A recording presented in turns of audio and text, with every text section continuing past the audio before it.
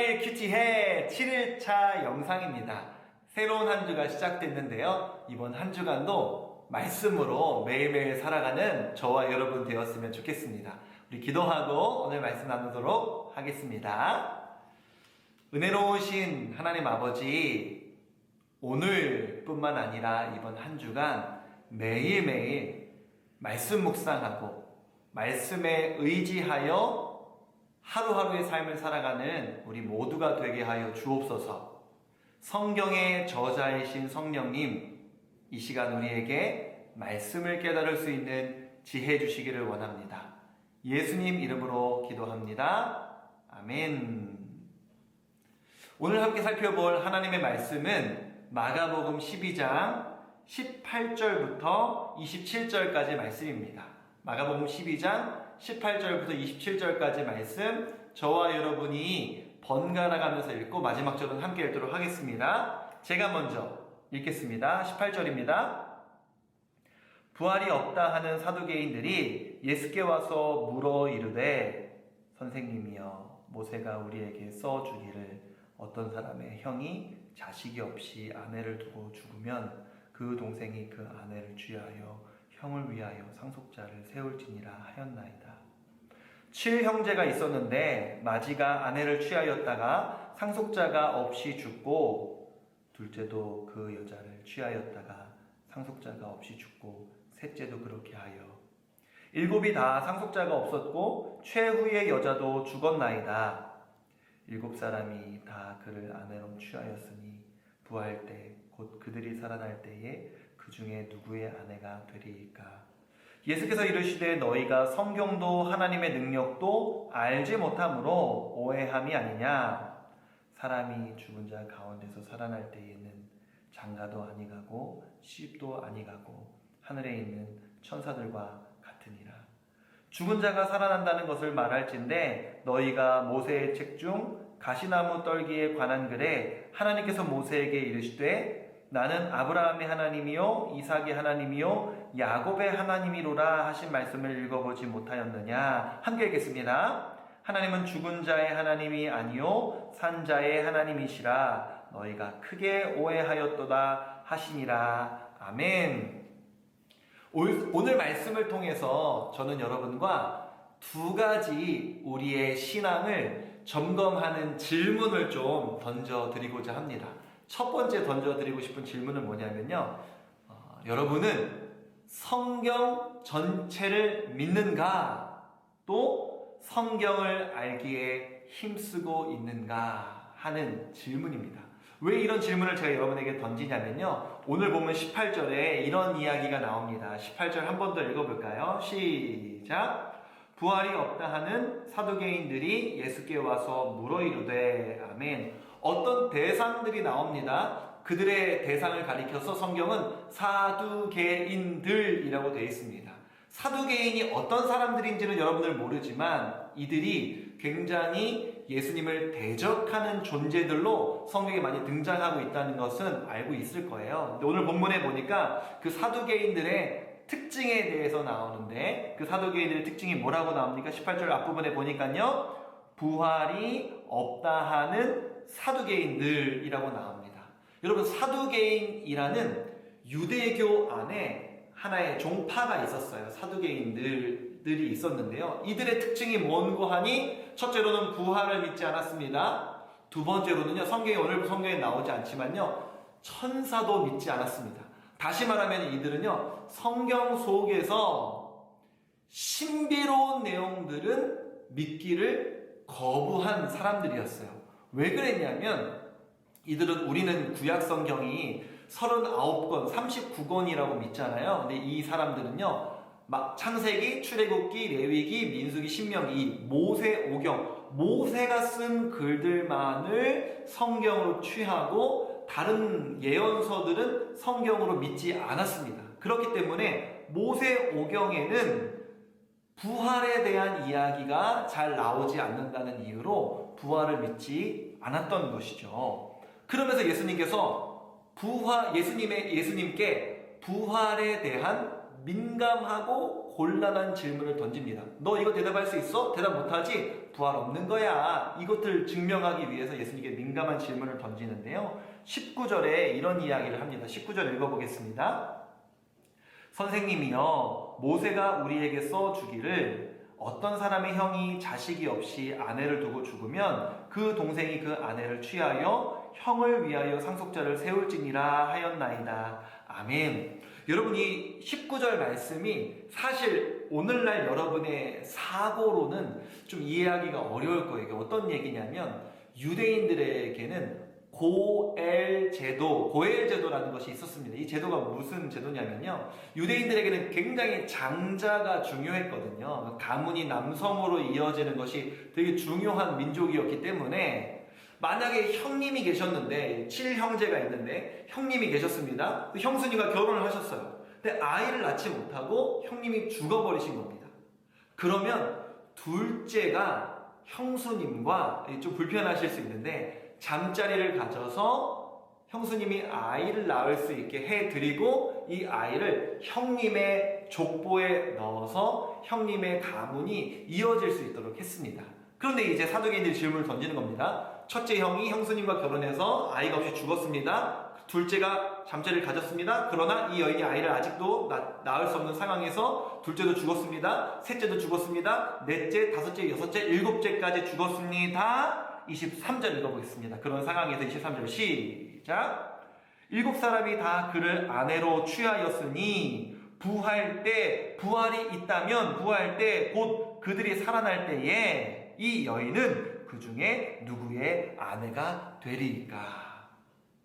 이거 어렵지? 대답하기 곤란하지? 그러니까 이런 혼란스러운 부활이 있을 수 있겠어? 라고 질문을 예수님께 던지는 것이죠.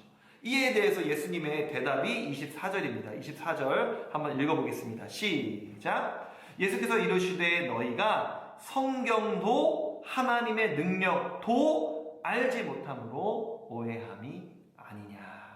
아멘. 예수님께서 사두개인들을 향해 뭐라고 평가하셨습니까? 너희가 성경도 하나님의 능력도 알지 못한다. 너희들은 성경도 하나님의 능력도 알지 못하는 자들이다 라고 사두개인들을 평가하셨습니다.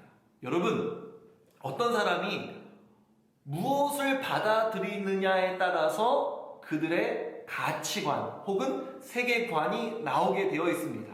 제가 남성이니까요, 제가 만약에 고등학생이라고 치고요, 나는 저 여자아이를 좋아하는데 저 여자아이도 나를 좋아하는 것 같아 라는 생각이 들면요, 용기 내어서 그 여자아이한테 고백할 수 있겠죠. 어떤 생각을 갖고 있느냐에 따라서 그 행동과 가치관과 사상이 나오는 것처럼 이 사두개인들은요, 성경 속에서 신비로운 것들을 다 제하여 버렸기 때문에 부활이 없다라는 사상과 세계관이 나온 것입니다. 우리도 마찬가지죠. 성경을 얼마나 우리가 받아들이느냐에 따라서 우리의 가치관과 세계관이 나오는 것이라면 여러분에게 질문합니다. 여러분은 성경 전체를 하나님의 말씀으로 믿습니까? 성경에는요, 너무 좋은 말씀들이 많아요. 예수님이 이웃을 사랑하라고? 좋아. 좋은 말씀이지. 그렇게 나 믿을 거야. 좋습니다. 그런데요, 성경에는요, 이런 부활, 기적, 하나님의 놀라운 창조가 나오는데요, 여러분이 모든 내용들을 믿음으로 고백하십니까? 성경 전체가 하나님의 말씀이라고 여러분 믿으십니까? 그렇다면 이 하나님의 말씀을 알기에 여러분은 얼마나 힘쓰고 계십니까? 오늘 본문의 사두개인들은요, 성경 전체를 믿지 않고 자기들이 마음에 안 드는 영역들은 쏙쏙쏙 빼버렸습니다. 성경 전체를 나는 믿고 있는가? 그 성경 전체를 하나님의 말씀으로 믿으며 그 말씀을 알기 위해 힘쓰고 있는가?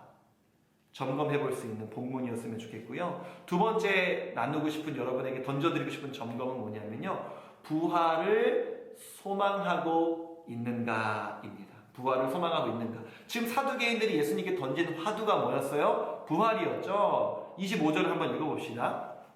그래서 예수님, 이런 상황에서 부활이 이루어진다면 혼란스럽지 않겠습니까? 라는 이 질문에 예수님께서 25절에 이렇게 대답하십니다. 부활에 대하여 함께 읽겠습니다. 시작.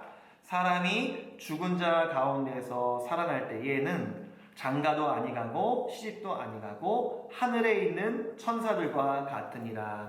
아멘. 25절에 보니까요, 모든 사람들이 부활한 다음에 이 세상이 어떨 것인고 하니, 첫 번째로는요, 이 땅에서의 가족 관계가 그대로 이어지는 것은 아니다, 이렇게 이야기하죠. 너희가 이렇게 성경을 오해하였다라고 이야기하시면서요, 죽은 자 가운데서 살아날 때에, 부활이 일어날 때에는 장가도 아니가고 시집도 아니가고, 다시 말하면 부부관계가, 이 땅에서의 부부관계가 천국에서도 그대로 이어지는 것은 아니다라고 이야기하는 거죠. 부부관계뿐만 아니라 부모 자식 간의 관계도 그럼 마찬가지겠죠. 이 땅의 가족관계가 천국에서도 이어지는 것은 아니다라는 것입니다. 여러분 어때요?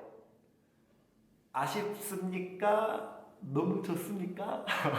뭐 다양한 생각들이 있을 수 있겠지만요, 어쨌거나 우리가 부활한 이후의 삶은 너무나 우리가 좀 신비롭고 정확히 알 수 없는 삶이지만, 분명한 것은 오늘 본문을 보니까요, 이 땅에서의 가족관계가 그대로 이어지는 것은 아니다 라고 이야기하면서, 두 번째로는 좀 더 신비로운 이야기를 합니다. 뭐라고 이야기합니까? 하늘에 있는 천사들과 같으니라. 정확히는 모르겠습니다. 그러나 이 부활 때를 가리켜서 예수님께서 우리가 하늘의 천사들과 같은 비슷한 어떤 신비로운 것들로 우리가 변화될 것이라고 성경에서 이야기합니다. 물론 이 구절만이 아니라요, 굉장히 다양한 구절에서 부활에 대해서 이야기한 것들을 우리가 다 끌어모아서, 부활 때에는 말이야, 아마도 이런 모습일 거야, 저런 모습일 거야, 이런 모습일 거야 라고 추측할 수 있고, 실제로 신학자들이 많이 그렇게 정리해 놓은 내용들이 있는데요, 오늘 이 큐티 영상에서 그것들을 하나하나 다 설명하는 영상은 아니기 때문에 그건 좀 패스하고요. 아무튼 이 부활 때에 이 삶이 있을 것이라는 것을 우리가 기억하고 인식하며 살고 있는가, 저는 그 질문을 여러분들한테 던져드리고 싶은 것입니다.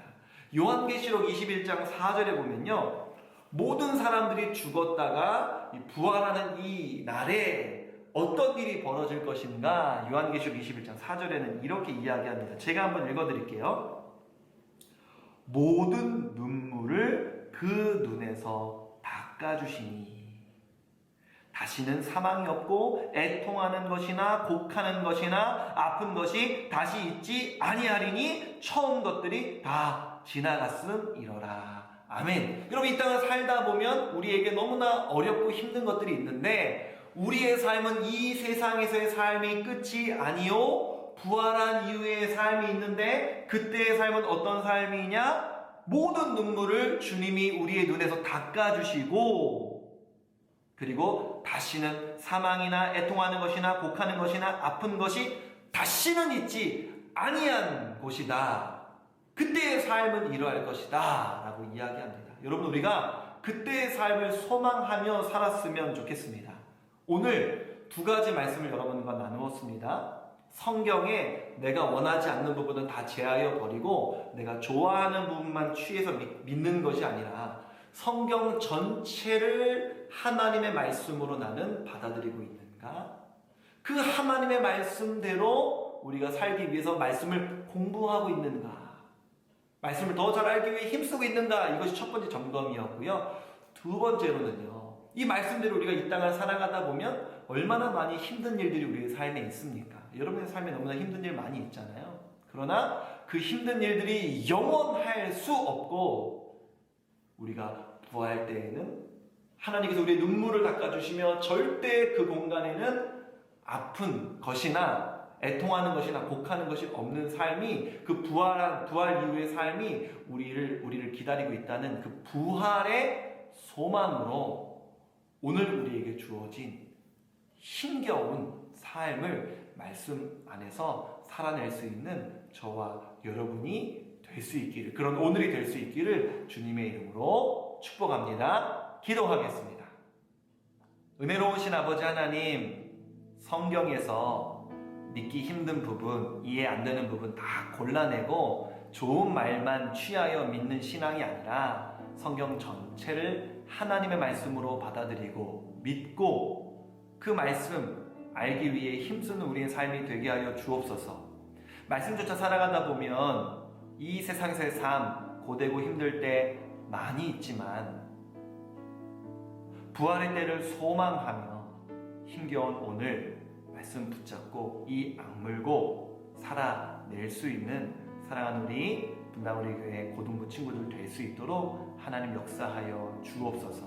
이 모든 말씀을 우리 구주 예수님의 이름으로 기도합니다. 아멘.